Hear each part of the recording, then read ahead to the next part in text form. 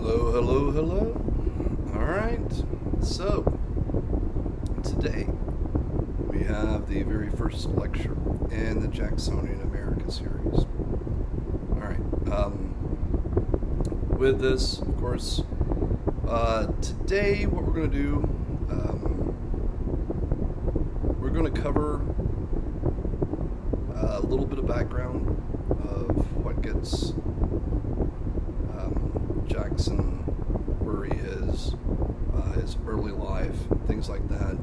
And also talk about Daniel Webster, Henry Clay, John C. Calhoun, some of the key, very important figures in politics in the 1800s.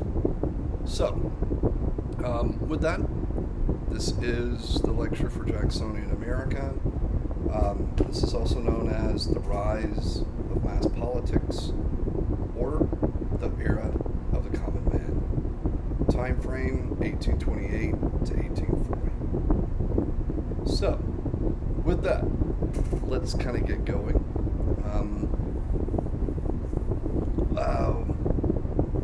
We've talked about this several times, and this is an issue.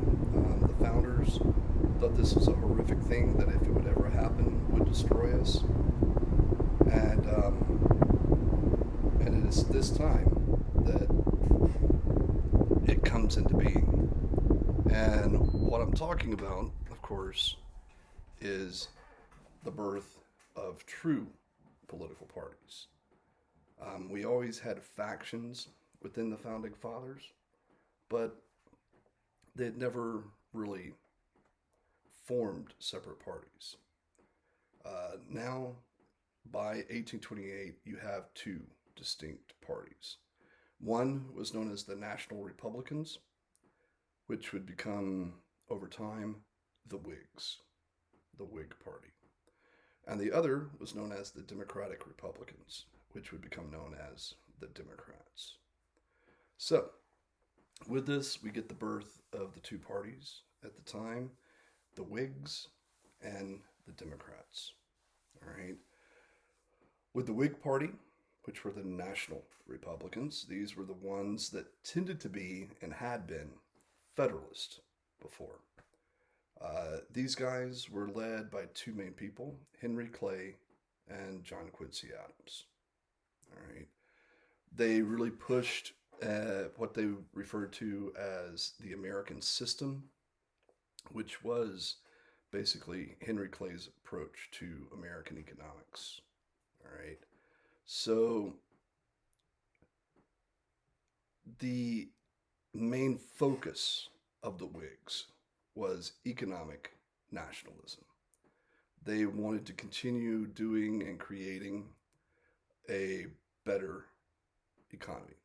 Like last time we were talking about how the government was spending money on creating roads, how it was creating canals, how they were dredging rivers and the tributaries of the rivers, making transportation easier and better for the economy.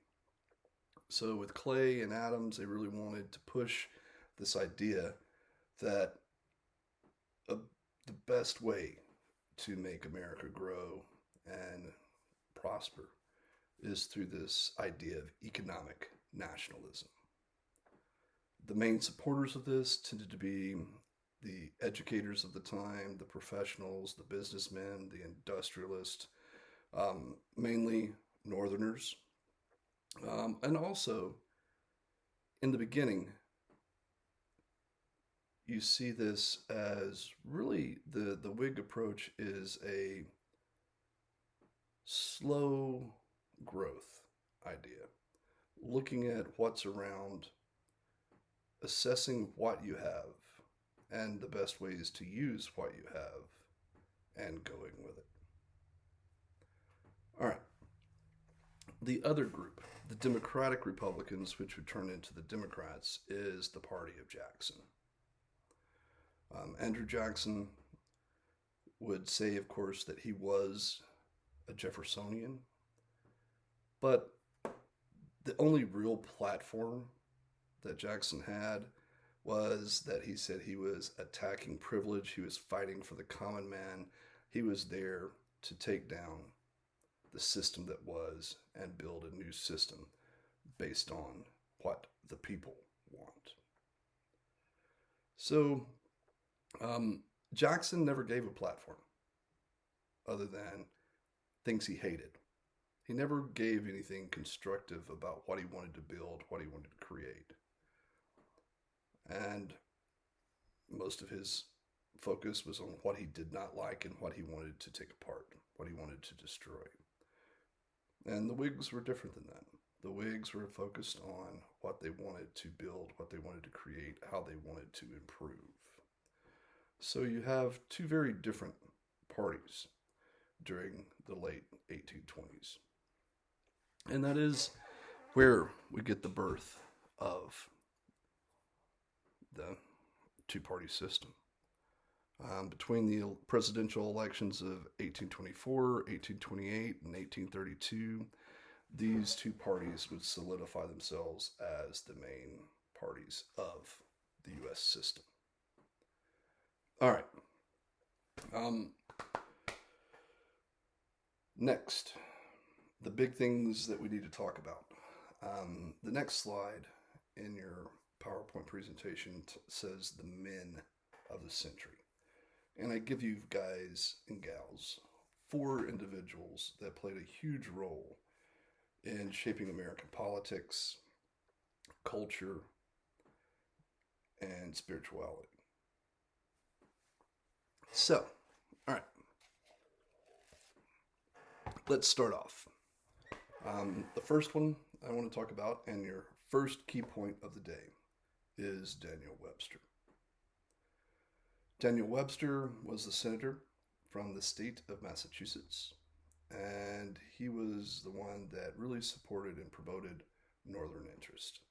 He was a Whig, an old school Federalist, and in ideology. Webster wanted to promote mercantilism. He wanted to promote the growth of banks, of transportation. He was also one of the ones that really promoted throughout the 1800s the idea of a new America, an industrial America. And also, he was anti-slavery. All right. So, we have Webster, the Northern Whig that was anti-slavery, pro-industry, pro-mercantilism, pro-modern capitalism. Next, let's move down. Let's move down to the border states and talk about Henry Clay. All right. Henry Clay was, throughout his career, all over the place in politics. He was in national politics for a long time, just like Webster and the other men we'll be talking about. These 3 that are your key points: Webster, Clay, and Calhoun. These men were from the 18 teens all the way up until the 1850s when they start dying. The most important people in politics. All right. So Clay is from Kentucky.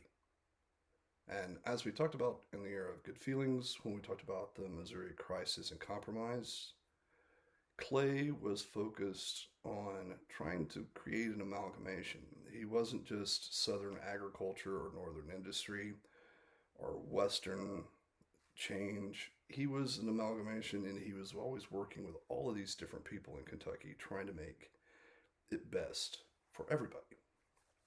So we have the Great Compromiser. Like I told you guys and gals with that last lecture in the era of good feelings, not only do we have the Missouri Compromise from him, we have the Nullification Crisis Compromise, we also have the Compromise of 1850. All 3 of these are of huge importance to American history because he saves the Union. When the South and North would have split, created 2 countries, and probably gone to war in each of those 3 instances, if possible. He stops it.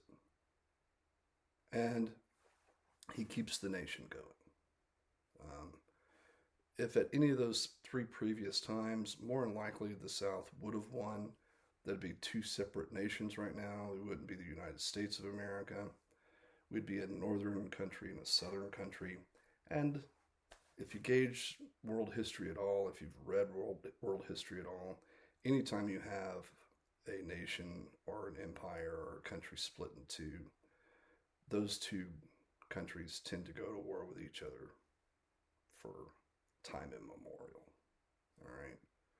So we have Clay, the great compromiser, and that economic nationalism that I was talking about with the Whigs. He was the creator of this. He is the creator of the Whig idea of economic nationalism, which he referred to as the American system. All right, so we have Webster from the north. We have Clay playing it right down the middle, trying to keep things working and functioning and improving for both North and South. And now we have our final guy.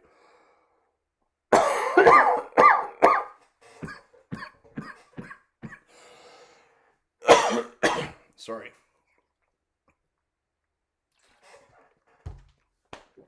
Oh, all right. So, our last guy, John C. Calhoun. John C. Calhoun was a senator from the state of South Carolina. All right. He represented Southern interest through and through. He was pro slavery, and not only was he pro slavery, he believed that slavery was a good thing. Whereas Jefferson had always said that this was a necessary evil, Clay believed that slavery was the foundation of Southern society and was perfectly fine, and nothing was wrong with it.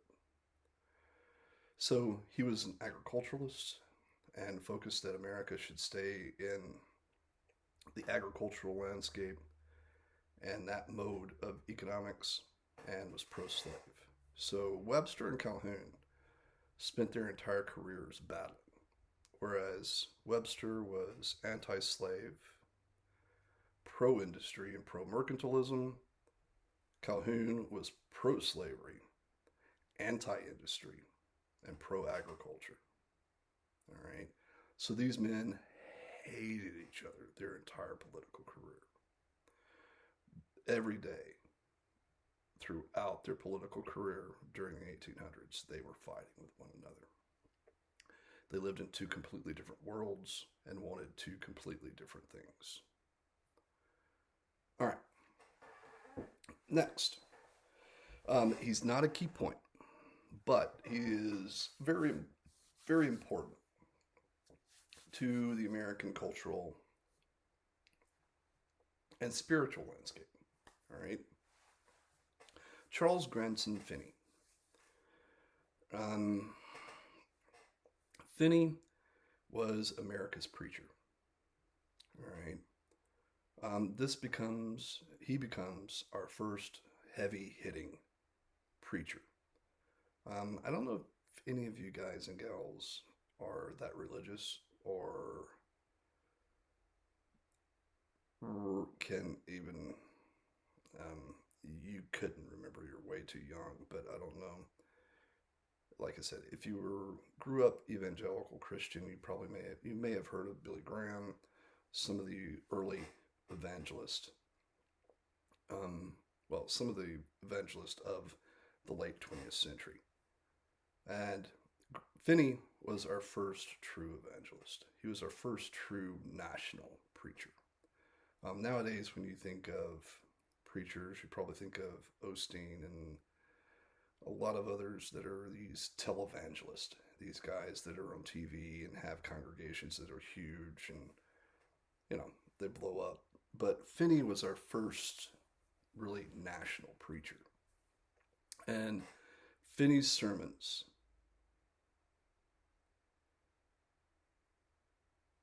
really become the bedrock of Protestant Christianity throughout most of the 1800s. His sermons become so popular that they're printed and sold all over America. So expand that bookshelf, right? Remember with Jeffersonian America, where we talked about there was the Bible, you had you know the farmer's almanac, and now with cultural nationalism, more and more people were starting to get that blue-backed speller from Noah Webster. But now you're going to have Finney's sermons, his lectures, however you want to put them, and they become highly popular. People all over the nation buy them in mass. This makes him a lot of money and a lot of people money. He is a very popular preacher of the 1800s, and his sermons not only shape the American consciousness because everybody's reading them, everybody's absorbing them, but preachers all over the U.S. are recycling them. So he becomes the basically the major preacher of the 1800s. And his ideas, his sermons, his preachings, if you will, become a major part in shaping American Protestant Christianity in the 1800s. So we have Webster, we have Clay, we have Calhoun, and we have Finney. Four extremely important men. And three of, these four guys are four of the most important men of the 1800s. That's why I call them the men of the century. So, what we've got now. All right. We are going to go on and now get into and talk about the namesake of the time frame. Let's talk about Andrew Jackson. All right. So, what I would like to do with this first lecture of Jacksonian America, other than give you the background of the birth of two political parties, which is a very important thing that comes out of Jacksonian America, and also give you those, those men of the century. Now, for the rest of the time, we're going to talk about Jackson. We're going to kind of, already during the War of 1812, we already talked about that time frame. So I'm not going to really go into or talk anything about Jackson and the War of 1812, the Seminoles, with the acquiring of Florida, which we did in the era of good feelings. So that 18 teens time frame, we're not going to do. So what I'm going to do is start with his birth and go up to that. And then for the Jacksonian lecture number 2, we're going to talk about his presidencies, his 2 terms as president. All right. So, all right. For the rest of the time, let's talk about Jackson. All right. He was born 1767 and he died in 1845. All right. So, he was born to Andrew Jackson and Elizabeth Jackson. These two were Irish immigrants. They had moved over here and had settled in what's known as the Waxhaws, which was this territory that was in the West. You have North Carolina, South Carolina, and this territory out west that borders both. And all of that area would also turn into parts of eastern Tennessee and North Carolina and South Carolina. So it's this little area outside the beaten path during the 1760s. All right, so they move here as Irish immigrants. They settle in. Andrew Jackson Sr. buys this plot of land.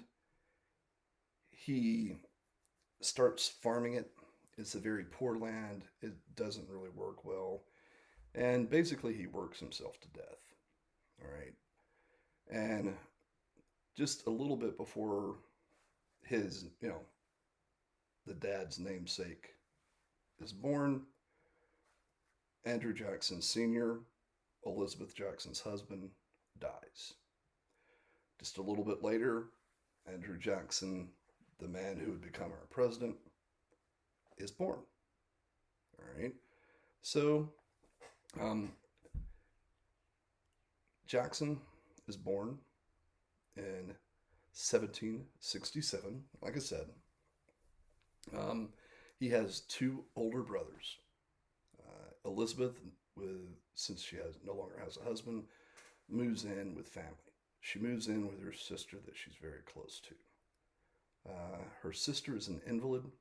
She's in really poor health. And so Elizabeth, Andrew Jackson's mama, really starts filling in as the female role in that household.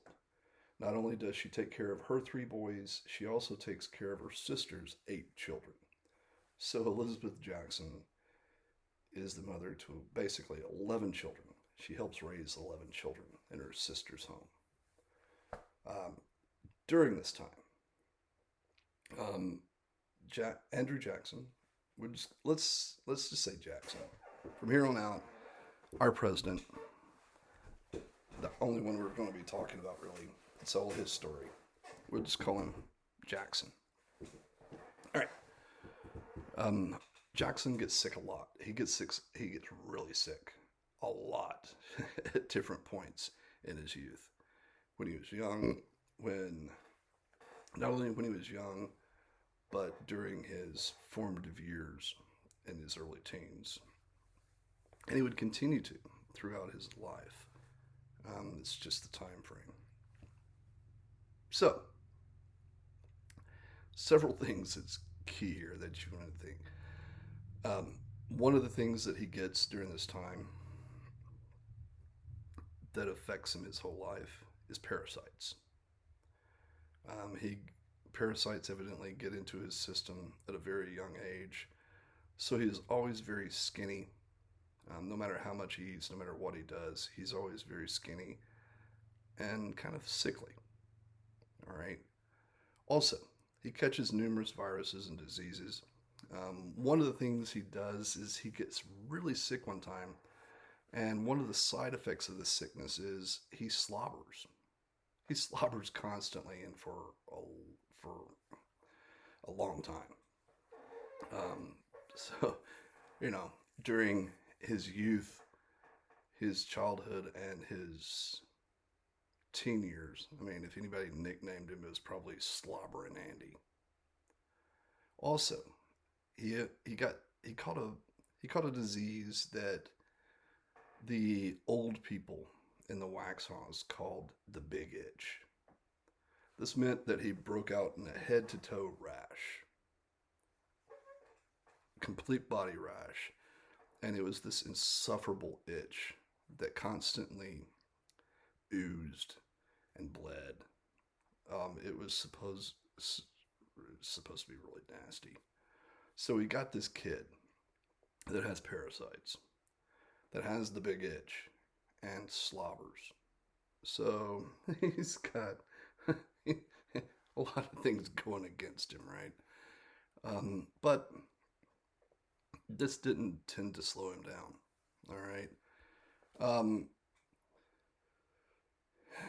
by the time he was getting into his double digits, the American Revolution was really going. All right.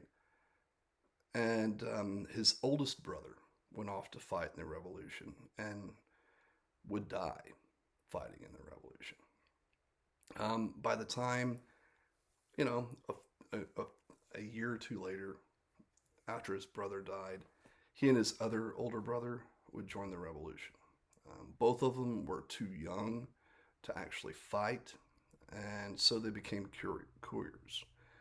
Spies, couriers. They would run messages to different factions of the rebels.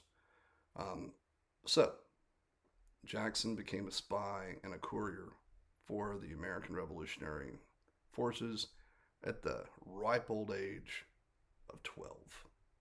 So, at 12 years old, he joined the American Revolution and became a courier and spy. During this time, he and his brother were caught, evidently because they really weren't being too shy about who they were and what they were doing. And they got into a fight. They got into a fight with some Brits, so they were captured and thrown into a British prison camp. Um, so Jackson, right here, becomes our first and only president to be a prisoner of war. He was a POW. So, in this prison camp, this is a horrible situation. They had horrible food, horrible conditions. Um, a large majority of the people in there stayed sick, got sick, and died. Um, in this time, numerous things happened to Jackson. As his shoes were stolen, his coats were stolen. Um, at one point, a British general would come up to him and tell him to shine his shoes. Jackson would refuse to do this. The British general was so insulted that this pauper, that this common criminal wouldn't do what he told him to do, that he took out his sword and slashed up Jackson's face and then beat him. So Jackson would be, scarred and really kind of get a hatred for the British in this prison camp. Not too long after that, he and his brother both would contract smallpox. Um, Smallpox is also nicknamed Pox Americana. Throughout American history, it's said that smallpox has killed more people than God. So the Jackson boys contract smallpox. Somehow, the Jackson boys' mama talks the British into trading. She gets some British officers and trades them for American soldiers, and two of those American soldiers are her sons. So she takes Andrew and his brother home. His only other older brother dies, so Andrew is now a single child, uh, still suffering from smallpox. His mother nurses him back to health. About the time that he is finally recovering and is getting strong again, his mom goes back out to help the American soldiers, trying to treat American soldiers that are sick, and she catches a fever and dies. So at the age of 14, all right, Jackson is basically on his own. So Andrew Jackson, by the age of 14, is a man in itself. He does live with, extended family relatives. None of them do that much or have that much to do with him, and he really doesn't want to have anything to do with them. At this point, with nobody looking after him, nobody pointing him in any direction, he is in charge of his own destiny. And with this, he's known as a prankster. He loves playing jokes on people. He is a bully. He loves getting into fights. Not only is he a bully and bullies people, he loves when they fight back. And he can get into physical altercations. He loves fighting. And not only that, he loves to swear, he loves to gamble, he loves horse racing, and he loves to drink. All at the ripe old age of 14 years old. All right. So this is how he spends his teen years. This is what one of our presidents does. This is his life as a teenager. All right. Finally, as he's wrapping up his teen years, he decides he wants to be a lawyer. So he finds some lawyers and studies under them for different amounts. And after roughly about a year and a half or so of studying law, he becomes a lawyer. At this point, he is practicing in this area. Where he is practicing in the Waxhaws area is still considered, in the area he's in, is now considered parts of North Carolina. So he becomes a lawyer and starts practicing in that area of the western frontier of North Carolina. One of his friends then becomes a judge and appoints Jackson as head prosecutor in Nashville. So Jackson moves a little bit further west and south and goes to Nashville. And of course, that's Nashville, Tennessee. With this, during his time in Nashville, he would become one of the more prominent lawyers and figures in Nashville. Not only that, he would join the militias and become famous for being an Indian fighter. His hatred of the Native Americans is famous. We talked about it in the War of 1812 and with the acquiring of Florida. We'll also talk about it in his 2 terms as president. And it really comes from his upbringing. Growing up in the far frontier, his mom raised him to be terrified of natives. Anytime she said that he would see natives, they should be prepared. The natives were there to kill them, and they need to be able to kill the natives or escape. The natives, in Jackson's mind, from when he was a young boy until basically his death, Native Americans were enemy number 1. They were death bringers in his mind. They were the ones that they had to get rid of to get the land. So for Jackson, when he first moved to Nashville, he gets involved in the militias. He becomes very popular in these militias. The older guys that are running the militias see how he just runs into battle with reckless abandon, just slaughtering people. And he gains a reputation as being one of the preeminent Indian fighters of the day. And he's practicing law at the same time. As he settles in to Nashville, he ends up boarding at one of the founders' houses. John Donaldson was one of the founders of Nashville, and Jackson would board at his home. All right, and at this home, he would meet one of Donaldson's daughters, Rachel. All right.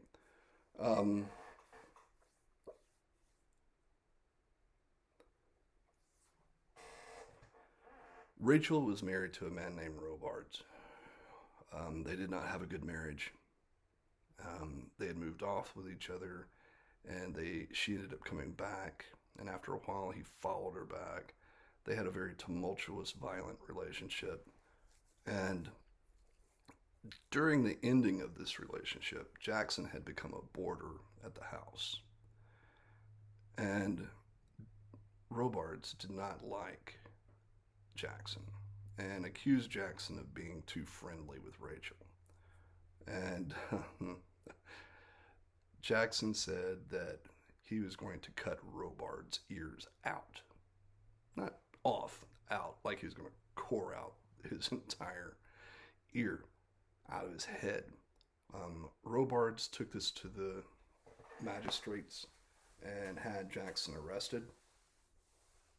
And when they were marching Jackson to the judge for a trial, Jackson talked to one of the guys that was marching him, one of the guards that was marching him to the courthouse, to give him a knife. He started playing with the knife, looking at Robards. Robards gets nervous and runs off, and Jackson takes off chasing him. After a while, Jackson comes back. Robards doesn't. They take him to court. Since Robards not there to press charges, all charges are dropped, and Jackson goes home. And Robards never comes back. In the end, Robards and Rachel get a divorce. And Jackson ends up dating and then marrying Rachel. However, the divorce was never finalized by Robards, and Robards would, through most of the rest of his life, accuse Rachel of being a hussy, a woman of low caliber, or as they would say then, a whore. is what they is actually the terminology that was pushed by Robards and many people during that time.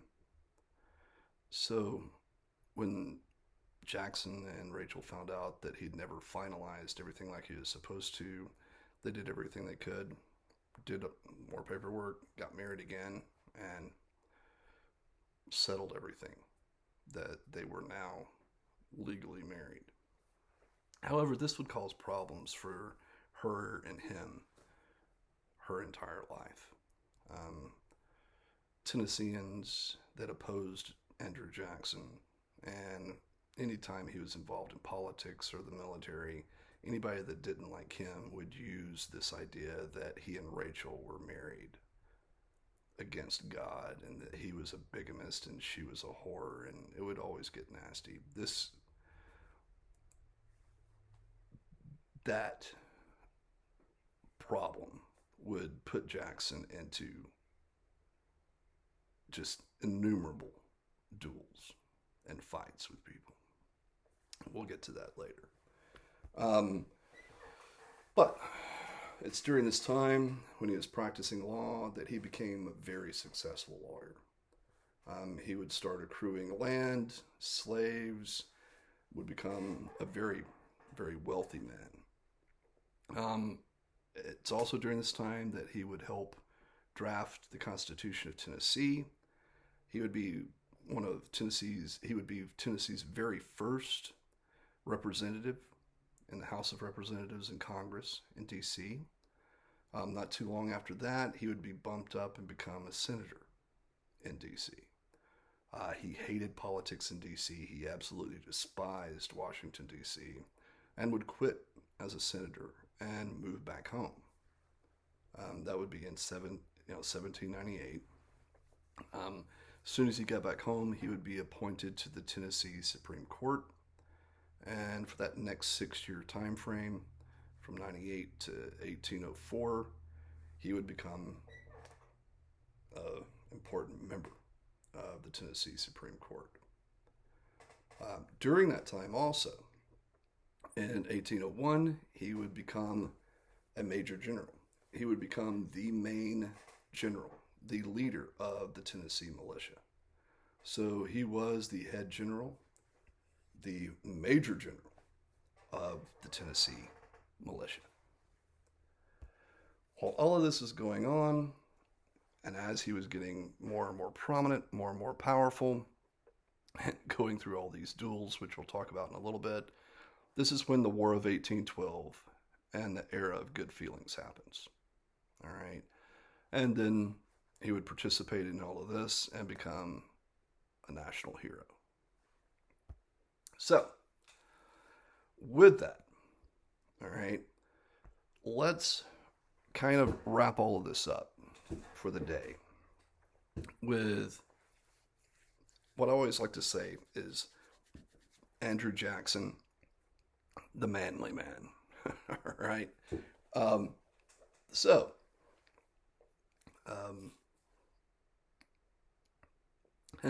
according to primary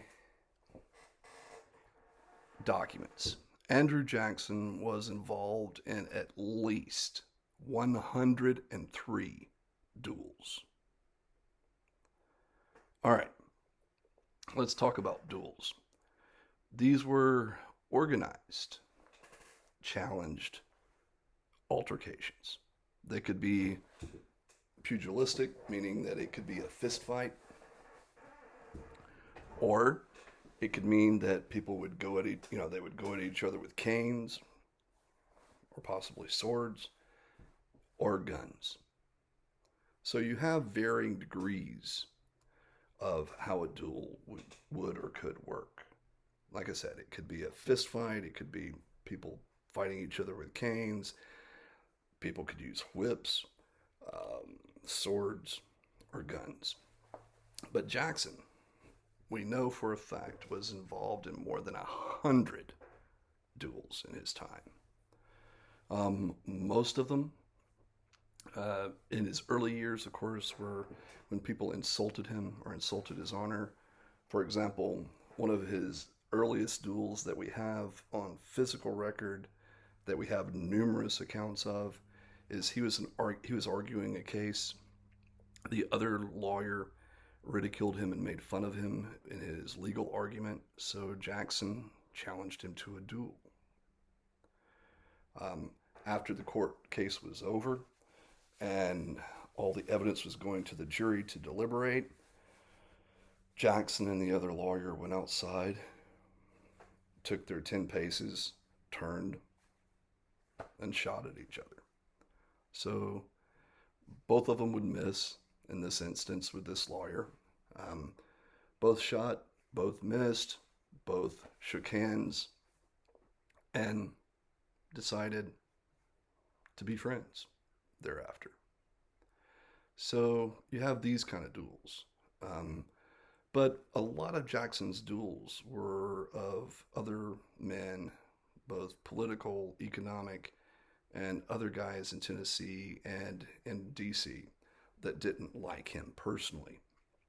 And most of them aimed all their angst at his wife, Rachel, and calling her a whore and all kinds of other horrible things. And Jackson stood up for the honor of his wife. All right. One of these duels, one of his most famous duels, is his duel with Charles Dickinson. All right. Charles Dickinson was a newspaperman that was really going after Jackson, had made fun of Rachel in his newspapers and everything else, so Jackson challenged him to a duel. Dickinson did not like Jackson at all, and Jackson didn't like him. So this was going to be a nasty one from the outset. Anytime anybody went after his wife, Jackson wanted them dead. So in this duel, by this point in Tennessee, dueling had become frowned upon and in some instances actually illegal. So what they did was they left Nashville at the same time in different carriages heading in different directions. One went east, one went west, both turned north and met up in Kentucky at the agreed upon place. So everything would be gotten ready. On the way up, Dickinson's party partied and had fun and enjoyed themselves, and Jackson plotted and fumed and was ready to kill. Jackson wasn't known to be a good shot. He was just known to be scary and in many ways unkillable. But Dickinson, however, was known as one of the crack shots, one of the sharpshooters of Tennessee. It was said that Dickinson could, march 10 paces, turn and shoot and split a rope more times than not. So he was supposed to be one of these crack shots in Tennessee. So Jackson planned for this one. He knew that if he rushed it, he would miss and Dickinson would more than likely kill him. But Jackson decided to take a new approach to dueling. This new approach was very simple. He was going to let Dickinson fire first. So they get there, their seconds and the doctors march everything off, they get everything ready, and then the duel's on. They turn, Jackson stands there and lets Dickinson fire. Jackson, of course, was hoping Dickinson would rush it and miss, but he didn't. Dickinson shot him right in the chest. Went right into the left side of his chest, just barely missing and lodging itself right there by Jackson's heart. Jackson would have that bullet in him the rest of his life. This would be one of the things that would mess up his lungs, mess up his circulatory system, And for the rest of his life, Jackson would have periodic times where he would have huge coughing fits where he'd spit up blood.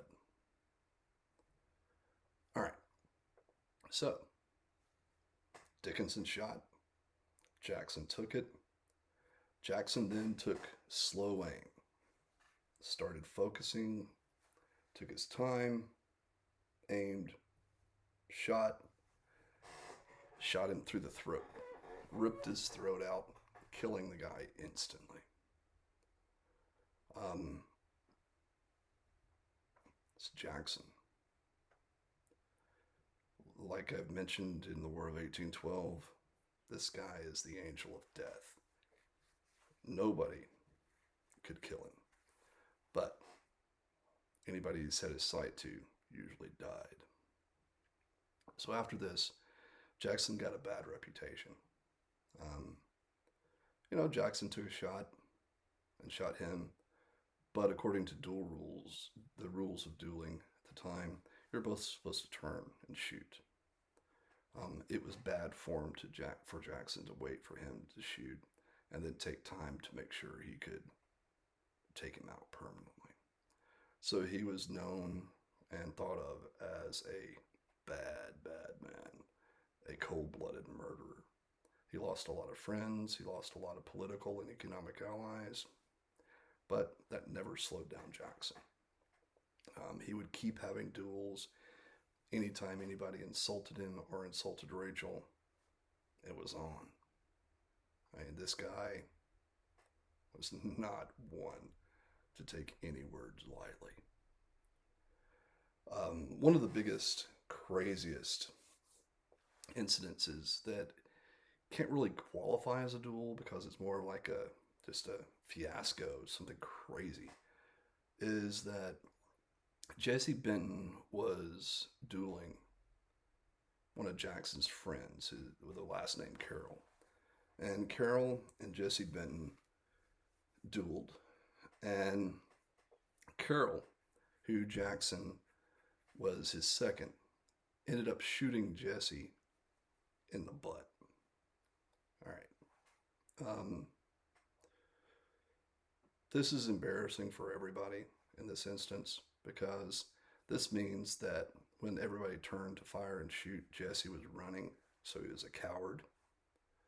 But also, Thomas Benton, who was Jesse's brother, took this as a huge insult that this other man, this guy, this Carroll, would shoot his brother in the butt. All right. It was considered bad form for Carroll to do this, and it was embarrassing for Thomas Benton's brother, Jesse, that this happened. And Thomas took it up with Andrew Jackson because Jackson was Carroll's second.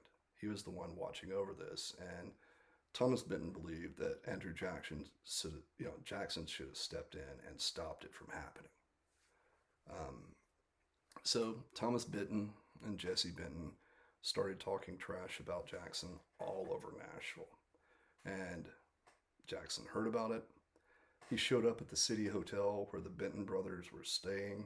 And as soon as he saw them inside, he started walking at them and took out a whip and was going at them. He was going to go at them with a whip.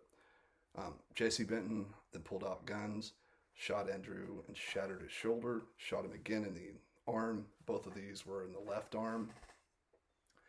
And it ruptured an artery. So Jackson would try to pull out his gun. He would fight a little bit, but he was incapacitated because he was bleeding out in the street. However, as this was happening, one of Jackson's nephews and another one of his relatives was walking down the street and saw what was happening, so they jump in. Jackson's nephew goes at Jesse Benton and starts just slashing him crazily with a knife.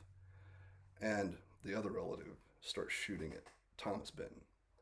Finally, the people in the hotel come out and stop all this from happening, calm everything down, and they haul Jackson in. It said that Jackson ruined 2 different mattresses that night. The doctor wanted to chop off Jackson's arm and told him that if he didn't cut it off, that he would die. And Jackson told him, no, there's no way you're taking my arm. So, um, for the next 2 years, Jackson would suffer through this arm injury in his left arm. His left arm wouldn't be of much use for anything. Um, he would have actually pieces of bone come out of this arm off and on, and he would mail them back to Rachel. And also, that arm would never really heal. Even after it healed and he could use it again, they would where the two bullets went in, the bullets stayed. They never could get them out. And since it was lead and it was not a lot of flesh, those wounds never healed. They were always open wounds until his death. So you got Jackson in duels. I mean, this guy, he's he's crazy. Um, Another thing, kind of getting into and talking about this, he is the frontiersman. He is the wild man of the frontier. He is not a proper gentleman of the South. He is the wild frontiersman of the South. He is a guy that shoots, hunts, kills, and does whatever it takes to get what he wants. Very different from James Madison, James Monroe, Thomas Jefferson, George Washington. You know, they were, gentry. They were elites. They were, these rich men. Jackson was a poor commoner that fought for everything. Kind of wrap things up. Also in the manly man thing, and this is where we'll end today. Um, Jackson is the very first president that someone tried to assassinate. Richard Lawrence, failed painter, a failed businessman, had all kinds of problems. He never could succeed. He had been reading the newspapers. He had been reading how the Whigs were really going after Jackson, calling him a tyrant and everything else. And he was a Whig supporter. And he decided that Jackson, King Andrew, King Andy, needed to die. So he started stalking him. And finally, he got up the courage to do it. He had 2 pistols loaded and ready. He was waiting for Jackson one day to come through. Jackson would be coming through this garden. Lawrence would pop out, aim one of his pistols, shoots, and it misfires. All right. Jackson is surrounded by other politicians and people talking to him, and he's talking to them. This attempted assassination occurs. The guy shoots, it misfires, nothing happens. Most people scatter. Jackson pops up his cane and starts charging. This is Jackson in his 60s, in the 1800s, when he's full of bullets. All right, 100 plus duels. I told you about 3 bullets he had just right here. His friend said that when Jackson moved around, he sounded like a bag of marbles. He had so many bullets in him. So, this guy tries to shoot him. He's in his 60s, walking with a cane. The guy pulls a gun. It misfires. Jackson sees him. The guy pulls another gun and aims it at Jackson. So, Lawrence has a second gun, is aiming it at Jackson. Jackson's already got his cane and gets to him. As he gets to him, Lawrence fires the second gun and it misfires again. 2 guns, 2 misfires. And Jackson starts beating him with his cane. You can just kind of see it. In a movie, it would be like, my cane's always loaded as he's beating on this guy. And people pull him off. Jackson was not very happy. If Jackson had a chance, if they'd have let him, he'd just beat him to death right there with his cane. Lawrence, first presidential assassination, did not go that well. Lawrence would be arrested, thrown in jail. He'd never go to trial. Um, he'd be committed to an insane asylum. Lawrence also, with all of this stuff he was doing and believed, he also thought he was the next heir to the throne of England. So he was a bit loony. Um, his case would be the first time that somebody in American history would get off of, attempted murder, when they would say this is, not guilty by reason of insanity. So, Jacksonian America, guys, kind of crazy, wild world. Um, with this is where we'll end Jackson, you know, Jacksonian America, the first lecture. We'll pick up with this and talk about his terms as president in the next one. Everybody have a good rest of your day, evening, or night, whenever you're watching it, right? See you later.